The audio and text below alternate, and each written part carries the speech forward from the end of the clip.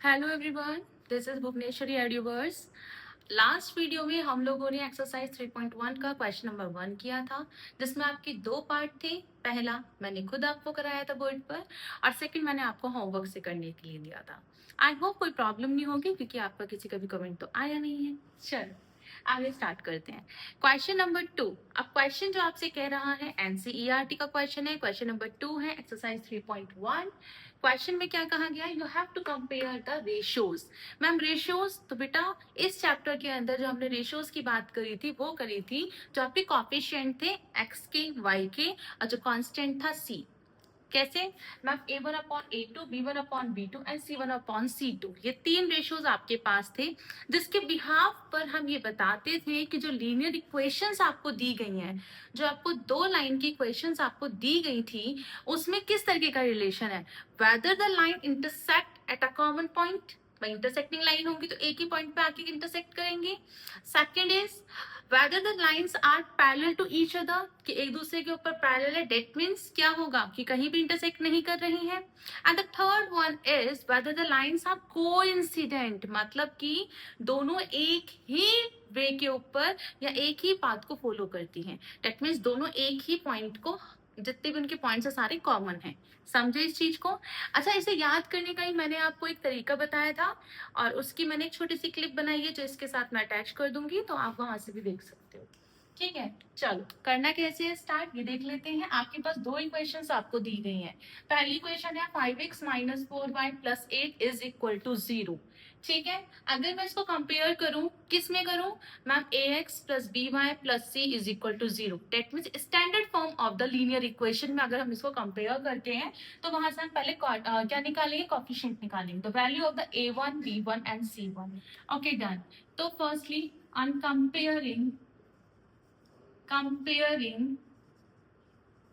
Equation number 1 किससे करेंगे, a1x + b1y + c1 = 0। जैसे मैंने इसको कंपेयर किया, देखो ये है 5x माइनस का 4y प्लस का 8 = 0।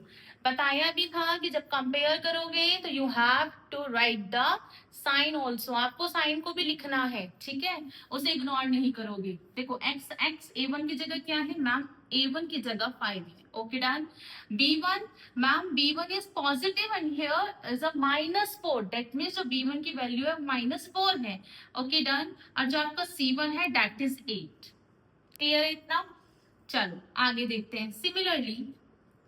सिमिलरली अगर मैं कंपेयर करती हूँ, सिमिलरली कंपेयर इक्वेशन नंबर 2, तो यहां से आपको मिलेगा a2 = 7, b2 = 6 एंड c2 = -9। ये आपको मिलने वाला है। ठीक है, ये आपको वैल्यूज मिलने वाली है। Okay, now what we have to do, अब हमें इसके रेशियोज को कंपेयर करना है। निकालो इसका a1/a2, कितना आया a1/a2, तो ma'am a1 is 5, a2 is 7. Okay, done. b1/b2, again b1 is -4 and b2 is 6। ठीक है, b2 is 6। It's your choice कि पहले तो इसे देख लो कि इक्वल आते हैं नहीं आते, कितना तो हम भी समझते हैं मैम। ये कटा 2 टाइम्स, ये कटा 3 टाइम्स, तो यही देखो ma'am, a1/a2 is not equal to b1/b2। ठीक है, क्या आया, a1/a2 is not equal to b1/b2। That means ma'am these are intersecting lines।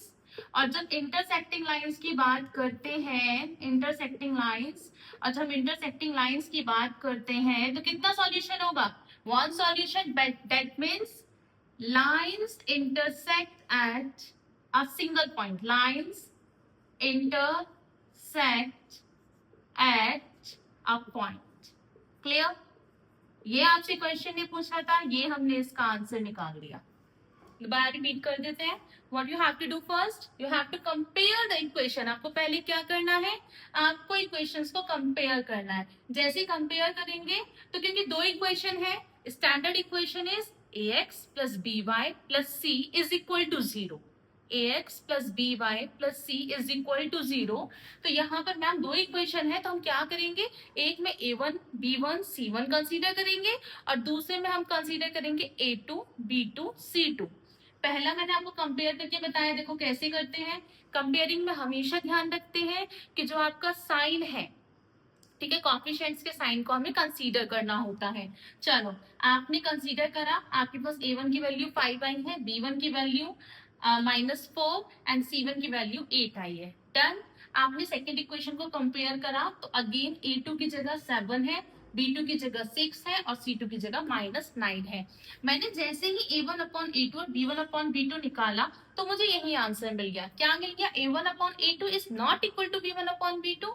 अगर ये दोनों इक्वल हो जाते तो हमारी रिस्पॉन्सिबिलिटी क्या बनती है, रिस्पॉन्सिबिलिटी ही बनती है, क्या बनती है कि हमें c1 अपॉन c2 भी निकालना है। लेकिन जब वो पहले ही नॉट इक्वल टू है, दैट मीन इंटरसेक्टिंग लाइंस है, और इंटरसेक्टिंग लाइंस का मतलब क्या है कि वो सिंगल पॉइंट पे आपके आकर क्या करेंगे, इंटरसेक्ट करेंगे।